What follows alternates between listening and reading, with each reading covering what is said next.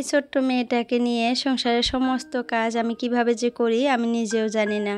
সকাল থেকে রাত পর্যন্ত সারাটা দিন আমার কিভাবে যে যায় আমি বলতে পারবো না আপুরা। সকাল থেকে শুরু হয় আমার মেয়ে ছেলে হাজব্যান্ডের দায়িত্ব পালন করা, তার উপরে নিজের খেয়াল রাখা, তার উপরে নিজের কাজকর্ম সব কিছু মিলিয়ে অনেকটাই কষ্ট করতে হয় আমাদের। আমরা যে এতটা কষ্ট করি এই কষ্টগুলা কিন্তু কারো চোখে পড়ে না, কারণ দিন শেষে আমাদেরকে শুনতে হয় সারাটা দিন কি করো। আর আমরা দিন শেষে এই কৈফিয়তটা কাউকে দিতে পারি না যে আমরা সারাটা দিন কি করি, কারণ আমাদের আপন বলতে কেউই নাই, তাই না? আমরা শ্বশুর বাড়িতে হাজব্যান্ডকে অনেক আপন মনে করি। সেই হাজব্যান্ডই যদি দিন শেষে বলে সারাটা দিন কি করো, তাহলে আমরা কাকে কৈফিয়তটা দিব যে আমরা সারাটা দিন কি করি। সারাদিনের কাজকর্ম নিয়ে আজকের ভিডিওটা। আসসালামু আলাইকুম আমার প্রিয় আপুরা, তোমরা কেমন আছো? আশা করতেছি ভালো আছো। আলহামদুলিল্লাহ তোমাদের দোয়া এবং আল্লাহর অশেষ রহমতে আমিও সুস্থ এবং ভালো আছি।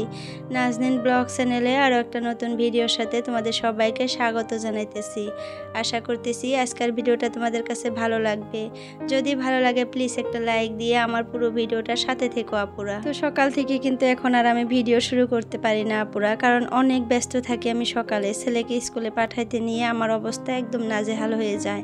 সকালে উঠে ছেলের টিফিন রেডি করা, হাজব্যান্ডের জন্য খাবার রেডি করা, দুপুরের জন্য রান্না করা, মেয়ের জন্য খাবার রেডি করা, ছেলের টিফিন রেডি করা, সব কিছু মিলিয়ে না অনেকটাই কষ্ট করতে হয়। তো যার জন্য সকালে উঠে আর আমি ভিডিওটা শুরু করি না, একদম এলোমেলো অবস্থায় থাকে আমার ঘরটা।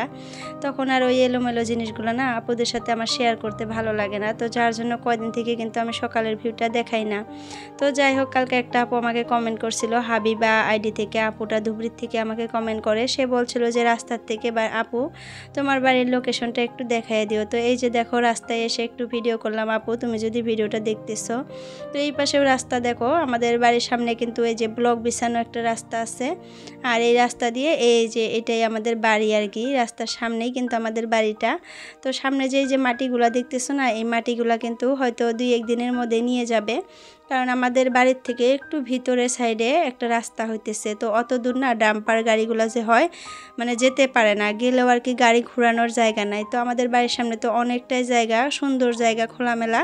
তো এখানে আর কি মাটিগুলা নামানো হয়েছে, তো যার জন্য মাটিগুলা দেখতেছো তোমরা 2 দিন পরেই কিন্তু নিয়ে যাবে। তো যাই হোক, এই আপুটা আমাকে বলছিল যে আপু রাস্তার থেকে তোমার বাড়ির লোকেশনটা দেখায়ও।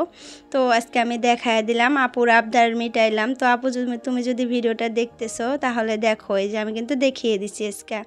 তো তোমাদের পুরো আবদার কিন্তু আমি মেটানোর চেষ্টা করি। তো তোমরা প্লিজ আমার ভিডিও লাইক করে দেখো, এটাই আমার আবদার তোমাদের কাছে। তো যাই হোক, সেখান থেকে ঘুরে এসে দেখো ঘরের মধ্যে আমি সকালে উঠেই কিন্তু এগুলো রান্না করছি, শাক ভাজি করছি, আর ভোল দিয়ে ছোট মাছ দিয়ে আলু দিয়ে চচ্চড়ি টাইপের মতোই করছি। চচ্চড়ি হয় নাই, একটু ঝোলঝোলি রাখছি, কারণ ডাল বানাই নাই আমি। যদি একদম চচ্চড়ি করি তাহলে কিন্তু শুকনা শুকনা খেতে পারবো না। আর আমি কেমন জানি ইদানিং মানে শুকনা শুকনা খেতেই পারতেছি না, গলার মধ্যে মনে হয় কেমন জানি খালি লেগে যায়, পানি খাইতে হয়। তো যার জন্য একটু ঝোল টাইপ রাখছি। তো এইদিকে দেখো তোমাদের দাদা ভাই চা খেয়ে কিন্তু চলে গেছে। আমি আজকে চা খেতেই পারি নাই, এতটা ব্যস্ত ছিলাম। আসলে সকালে ঘুম থেকে উঠলে অতটা ব্যস্ত থাকি না আমি। 6টায় যদি ঘুম থেকে উঠি সব কাজ সুন্দর করে নিতে পারি। তো কি হয়েছিল আজকে, মোবাইলটা না আমার কাছে ছিল না রাতে, তার মানে মাথার বগলেই আমি মোবাইলটা রাখি। তো আজকে একবার উঠছিলাম, মোবাইলটা কেমন করে জানি মাথার বগলে থেকে নিয়ে আমি র্যাকের মধ্যে রেখে দিছিলাম আর কি। আমাদের ঘরে যে লাল র্যাকটা দেখো ওইটাতে রেখে দিছিলাম। তো অ্যালার্ম সেটিং করা আছে, সেট করা আছে। তো সকালে 6টায় অ্যালার্ম বাজছে, আমি আর শুনি নাই, কারণ মানে ভয়েসটা কি কয় ইয়াটা ভলিউমটা একদম কমিয়ে দেওয়া ছিল, তো আমি শুনতে পারি নাই। উঠতে উঠতে প্রায় 6:45টার দিকে উঠছি, তো অনেক লেট করে উঠছি আজকে। তারপরেও দেখো উঠে কিন্তু আমি রান্নাটা করে নিছি। তো রান্না করতে গেলে কিন্তু অনেক সময় মানে অনেক ঝুরঝামেলা যায়, সবজিটা কাটতে হয়, আবার এদিকে ছেলের জন্য ভাত রেডি করতে হয় সকালের, আবার ছেলের টিফিন রেডি করতে হয়, আবার তোমাদের দাদা ভাইয়ের জন্য সকালের খাবারটা রেডি করে দিতে হয়, আবার দুপুরের জন্য রান্না বান্নাটা করতে গেলে একটু মানে অসুবিধাই হয়। তো এখন আপুরা আবার মনে মনে হয়তো ভাববে যে রান্নাটা একটু লেট করে করলেই তো হয়, অত কেন ঝুরঝামেলা করে রান্নাটা করতে হয়। আসলে আপুরা আমি যদি সকালে উঠে রান্নাটা করে না নেই, তাহলে আমি আর মনে হয় যে সারাদিনও ওই রান্নাটা করতে পারবো না। কারণ আমার মেয়েকে এই যে সকালে যে রান্না বান্নাটা করার পর কিন্তু আমি আর একটু টাইমও ফ্রি থাকতে পারি না। তারপরের থেকে দেখা যায় ঘরের কাজকর্মগুলো করে আবার 9টায় মেয়েকে খাওয়াই আবার 10টার দিকে দেখা যায় যে মেয়েকে ঘুম পাড়াই। তো ঘুম পাড়িয়ে কিন্তু আমি আর একটা কাজও করতে পারি না, কারণ মানুষ দেখে যে বাচ্চাকে ঘুম পাড়িয়ে সংসারে সব কাজ করে। আমার মেয়ে একটা এমন মানুষ ঘুম পাড়িয়ে যদি আমি বগলে থেকে আর কি উঠে যাই, হাইয়েস্ট 5 মিনিট থাকবে, তারপরে উঠে পড়বে আর কান্নাকাটি স্টার্ট করে। তো তাকে আবার খাওয়াইতে হয়, আবার ঘুম পাড়াইতে হয়। তো ওইভাবে তো আর রান্নাটা হয় না, তাই না? রান্না করতে গেলে তো রান্নার বগলে থাকতে হয়, তাই না? যদি আবার লেগে ধরে বা এটা ওটা হয়, মনোযোগ দিয়ে রাঁধতে হয়, তা না হলে তো আর খেতে পারবে না। তো এই কারণেই কিন্তু আমি সকাল সকাল রান্না করে নিই। আমার মেয়ে কিন্তু প্রায় 10টার থেকে 11:30 পর্যন্ত ঘুম পাড়ে। যদি ভালো করে ঘুম পারতো, আমি কিন্তু ওই 1.5 ঘন্টায় সংসারের সমস্ত কাজ করে নিতে পারতাম। তো আসল কথা হলো এটা। আর তখন আমার মেয়েকে ঘুম পাড়িয়ে আমি বগলে আর কি শুয়ে থেকে সবার ভিডিওগুলো দেখি। আর আমার যে ভিডিওটা থাকে সেটাও আমি মাঝে মধ্যে আর কি এডিটিং করি শুয়ে শুয়ে।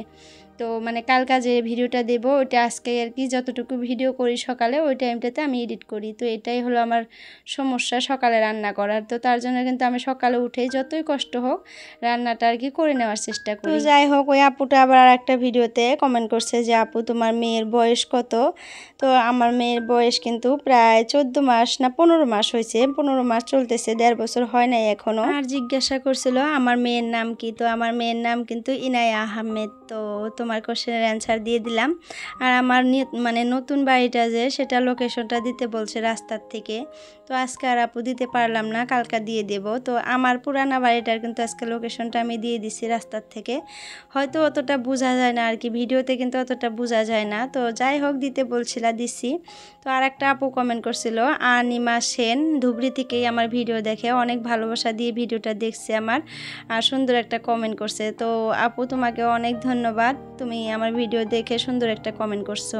তো আরও অনেক আপুরা আমার ভিডিও দেখে সুন্দর সুন্দর কমেন্ট করে। তো সবার কমেন্ট তো আর পড়তে পারি না, তো সবাইকে মন থেকে ধন্যবাদ জানাইতেছি। তো এটাই। তো যাই হোক, দেখো ঘরের কাজকর্মগুলো করে নিতেছি আর আমার সোনামাটা কিন্তু খেলতেছে এখন।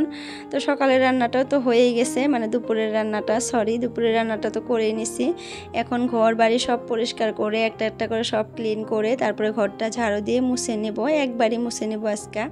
মানে একবার ওই একটা মানে ভিজিয়ে চিপে নিয়ে এসে পাকঘরটা খালি মানে মুছে দেব। মানে রান্নাঘরটাতে তো রান্না করতে হয়, তো অনেক কিছুই পড়ে যায়, সবজি কাটতে সবজির লেত্রাগুলো পড়ে যায়, তো না মুছলে ভালো লাগে না। আর রান্নাঘরে তো একটু একটু পানি পড়েই, তো সেই পানিগুলো যদি মুছে দেয় আর কুলারটা যদি ওইদিকে ঘুরিয়ে দেয়, শুকিয়ে যায় একটু টাইমে, আর ভালো লাগে আর কি, মানে ফ্রেশ ফ্রেশ একটা ফিল আসে। আর যেহেতু রান্নাঘর আর থাকা ঘরটা আমার একবারে একসাথেই, তো না মুছলে না একদমই ভালো লাগে না, মানে কেমন জানি লেতরা লেতরা লাগে। তো এই কারণে আমি কিন্তু প্রত্যেক দিনই ঘরটা মুছি। তো যাই হোক, দেখো সব কাজকর্ম করে নিলাম, বেডরুমটা কিন্তু একদম পরিষ্কার করে নিছি একটা একটা করে।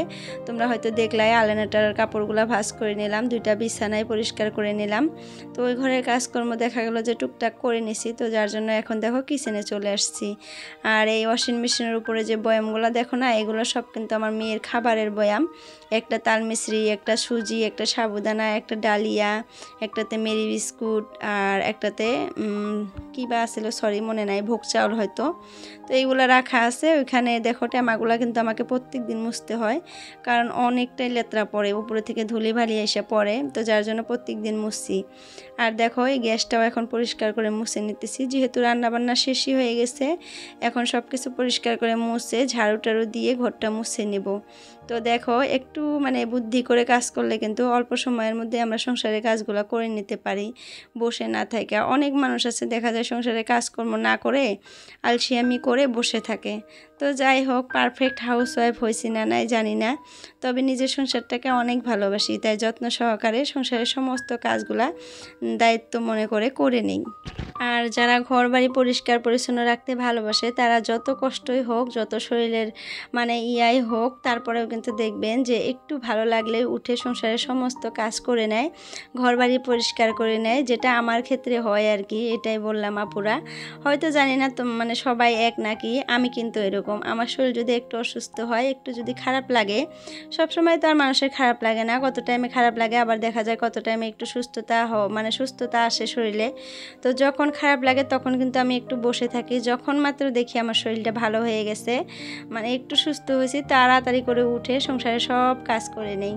আর আমার চোখের সামনে যদি কিছু এলোমেলো হয়ে থাকে, আমি কিন্তু একদমই বসে থাকতে পারি না, বারবার খালি মনে হবে যে ওই জিনিসটা কখন আমি গুছিয়ে নেব, কখন পরিষ্কার করব। তো এই একটা অবস্থা আমার। তো যাই হোক দেখো, মেয়ের জন্য খাবারটা না সকালে আমি ভিজিয়ে রাখছিলাম। সাগুদানা তো একটু ভিজিয়ে রাখতে হয়, তোমরা হয়তো জানোই।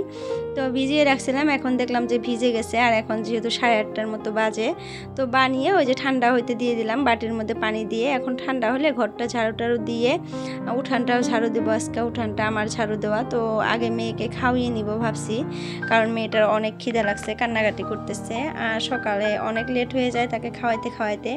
অনেক মানুষ আছে 8টায় খাওয়ায়, আমার ভাসুরের ছেলেটাকে কিন্তু দেখি যে 8টা 8:30টার দিকেই খাওয়ায়। তো আমার একটু লেটই হয়ে যায়, ওই যে কাজ টাজ করি। তো যাই হোক, মানুষের কাছে একটু দিছিলাম যে আমি ঘরটা একটু ঝাড়ু দিয়ে নেই। বাইরে ওই যে মাটিগুলা যে দেখলা তোমরা, ওই মাটিগুলা না আজকাই নিতে আসছে। তো জিসিবি গাড়ি আসছে, মাটিগুলা নিতেছে, সব বাচ্চারা দাঁড়িয়ে দাঁড়িয়ে দেখতেছে। তো আমি ভাবলাম যে মেয়েটা কান্নাকাটি করতেছে, ওদের কাছে দিয়ে আসি, একটু দেখবে, খেলবে। তো অনেকটাই রোদ উঠে গেছে, গরম লাগতেছে বাইরে। তো আমি আবার ডেকে নিয়ে আসলাম যে আমাদের বাইরের রুমটাতে আর কি ফ্যান দিয়ে, সেখানে বিছানায় যদি বসে থাকে বাইরে আরামসে দেখা যায়। তো যার জন্য ডেকে নিয়ে আসলাম। ছেলেটাকে বললাম একটু ঠ্যাংটা ধুয়ে, পাটা ধুয়ে, ভালো করে পরিষ্কার করে ধুয়ে মেয়েকে নিয়ে ওই ঘরের মধ্যে খেল যা। তো ওই যে গেতেছে, দেখো স্যান্ডেল নিয়ে আসতেছে, ঠ্যাং ধুবে। তো যাই হোক দেখো, আমি উঠানটা ঝাড়ু দিয়ে নিতেছি। আর কালকানা বিকালে অনেক হাওয়া চালাইছিল, বাতাস চালাইছিল। তো যার জন্য দেখো আমাদের উঠানে কত পাতা আসছে। আর আমার মেয়ের পেনগুলো দেখে হয়তো তোমরা হাসবা। তো আমার মেয়ের না সব পেন এরকম হয়ে গেছে, আমি যে কী করব। তো তোমাদের দাদাভাইকে বলছি মেয়ের জন্য কয়েকটা পেন নিয়ে এসো। আর আমার মেয়ের পেন না হারিয়ে গেছে অনেকগুলা। তো তোমরা হয়তো বলবা যে হারাই কেমনে। তো আসলে আমার মেয়েটাকে কিন্তু সবাই রাখে, ছোটোর থেকে সবাই রাখে। আমি যেহেতু কাজকর্ম করি, ঘরের মানুষ না এরকম মানে নেওয়ার, আশেপাশের মানুষগুলো অনেক সময় নিয়ে থাকে আর কি। তো তারাই যখন নিয়ে যায় পেশাব করে দেয়, খুলে কোথায় রাখে আর বলতে পারে না। ওরকম করে প্রায় 8-9টা পেন আমার মেয়ের হারিয়ে ফেলছি আমি। তো তারপরে এবার যে বাড়িতে গেছিলাম, মা পেন গেঞ্জি সব এনে দিছে, তো ওগুলো মানে পরাইতেছি। তো তোমাদের দাদাভাই কিন্তু আমাকে মাঝে মধ্যে বলে যে মেয়ের কাপড় চোপড় না মানে লাগবে নাকি, ছেলের কাপড় চোপড় লাগবে নাকি, আমাকে বলো নিয়ে আসবো। তো আমি কিপটামি করে মাঝে মধ্যে বলে কি লাগবে না। তো এই একটা অবস্থা আসলে, মানে লাগলেও আমি মানা করে দেই। তো যাই হোক, এবার পূজার বন্ধই যখন বাড়িতে যাব, দুর্গা পূজার বন্ধতে, তখন মাকে বলবো যে কয়েকটা পেন নিয়ে এসে দাও। আর এখন যেহেতু ঠান্ডায় পড়ে যাবে, পেন তো পরতেই পারবে না, আবার পায়জামা পরতে হবে। তো যার কথা চিন্তা করেই কিন্তু তোমাদের দাদাভাইকে আমি পেন আনতে বলি না, কয়েকটা পায়জামা আনতে হবে। আর 1 বছরের পায়জামাগুলো এখন একটু ছোট হয়ে যাবে হয়তো। তো যাই হোক দেখো, কয়েকটা কাপড় ছিল, কাপড়গুলো আমি হাতে এসকে কেচে নিতেছি। 4-5টা কাপড়, ছেলের আর মেয়ের। আর এই যে জুতাটা যে দেখতেছি, এটা কিন্তু তোমাদের দাদাভাইয়ের জুতা, বঙ্গাইগাঁও গেছিলো যে মোবাইল আনার জন্য, তো ধুয়ে দিয়ে রেখে দেব। তো যাই হোক, ভিডিওর এই পর্যায়ে এসে আমার আপুদের একটা রিকোয়েস্ট করি, যদি কেউ নতুন আসো আপুরা, প্লিজ আমার চ্যানেলটা সাবস্ক্রাইব করে অল নোটিফিকেশনটা ক্লিক করে রাখবা। এতে করে আমি যখনই ভিডিও আপলোড করব তোমাদের মোবাইলে নোটিফিকেশন যাবে, আর সময় করে তোমরা আমার ভিডিওগুলো দেখতে পারবা। যদি তোমাদের কাছে ভালো লাগে আমার ভিডিওগুলো, তাহলে একটা লাইক করবা। তো যাই হোক, তোমাদের কাছে এই একটাই রিকোয়েস্ট। তো দেখো এখন কাপড়গুলো আমি শুকিয়ে দিই। আজকে কিন্তু অতটাও রোদ নাই, বারবার রোদ উঠতেছে আবার চলে যাইতেছে, এরকম মনে হয় বৃষ্টি চলে আসবে। তো হয়তো একটু পরেই বৃষ্টি চলে আসবে, দেখতে পারবা তোমরা। তো এই তো আর কয়দিন বৃষ্টি থাকবে, তারপরেই কিন্তু বৃষ্টির দিনটা চলে যাবে। একটু একটু কিন্তু এখন ঠান্ডা লাগে রাতে আর সকালে। তো হয়তো বৃষ্টির দিনটা চলে যায় অনেক তাড়াতাড়ি আর কি, ঠান্ডা পড়ে যাবে। দেখো আপুরা বলতে বলতে দেখো বৃষ্টি চলে আসছে। আর সব কাপড়গুলো দৌড়ে দৌড়ে আমি ঘরে তুলে নিয়ে আসলাম। ওইটা আর ভিডিও করতে পারি নাই, ওটা যদি ভিডিও করতে নিতাম তাহলে আমার সব কাপড়গুলো আর কি ভিজে যেত। তো তাড়াতাড়ি করে কাপড়গুলো তুলে নিয়ে এসে ঘরের মধ্যে আর কি শুকিয়ে দিছি। তো অনেক বৃষ্টি পড়তেছে, দেখছো কি যে বলবো, মানে এই ঠান্ডা, এই বৃষ্টি, এই গরম, এই একটা অবস্থা হয়েছে। আর বাচ্চাদেরও তার জন্য অনেক মানে বেমার আজার হইতেছে কিন্তু। যাই হোক আপুরা, আজকের জন্য ভিডিওটা এতটুকুই রাখলাম। বাই বাই, আল্লাহ হাফিজ, সবাই সুস্থ থেকো, ভালো থেকো।